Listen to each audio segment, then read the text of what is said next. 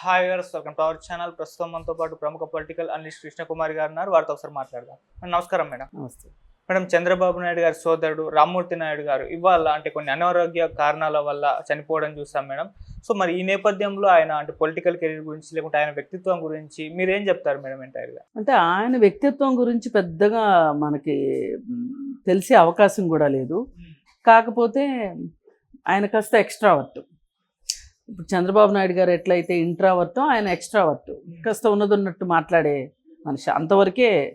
అయితే అతను వాళ్ళ అన్నయ్య తెలుగుదేశం పార్టీలో కాస్త ఆయన హవా కొనసాగేటప్పుడు ఈయన కూడా రాజకీయాల్లోకి వచ్చి తెలుగుదేశం పార్టీలోనే ఉన్నారు.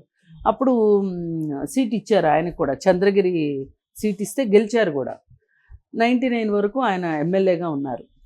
ఆ తర్వాత ఎలక్షన్స్లో అతనికి సీటు ఇవ్వనందుకు కాను అప్పుడు వైఎస్ రాజశేఖర రెడ్డి గారు ఆ కుటుంబంలో ఎలా అయినా సరే తగాదాలు తీసుకొని వచ్చి తద్వారా కాస్త రాజకీయ పబ్బం గడుపుకోవాలి అన్న ఉద్దేశంలో అతన్ని మా పార్టీలోకి వస్తే నీకు సీట్ ఇస్తాము అని చెప్పి అతన్ని తమ పార్టీలోకి తీసుకొచ్చుకోవటం జరిగితే ఆయనకి సీట్ ఇవ్వకపోతే అప్పుడు ఆయన మనస్తాపంతో మళ్ళీ వెనక్కి వెళ్ళిపోయి తెలుగుదేశం పార్టీలోనే కొనసాగారు.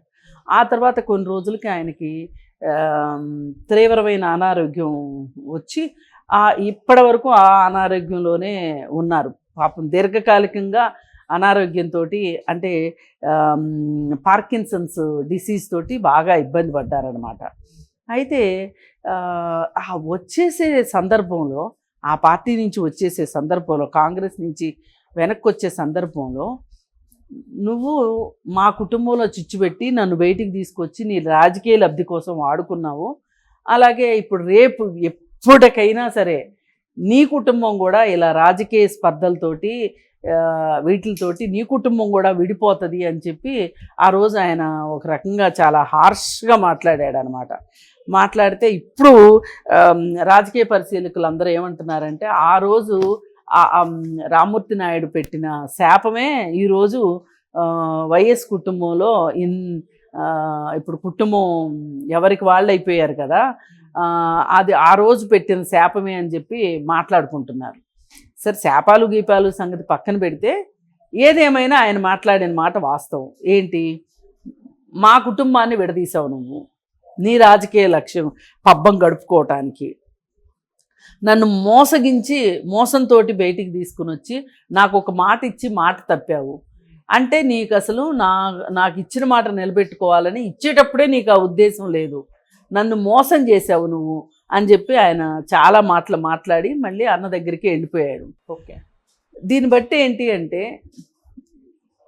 మన కుటుంబాన్ని విడదీయటానికి చాలామంది రెడీగా ఉంటారు ప్రత్యర్థులు.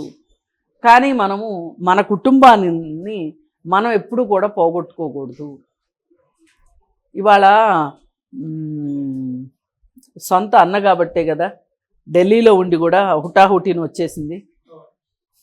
మరి వాళ్ళ జగన్మోహన్ రెడ్డి వస్తాడా చూడడానికి? రాడు కదా. అందుకే ఎవరి కుటుంబ సభ్యులు వాళ్ళకి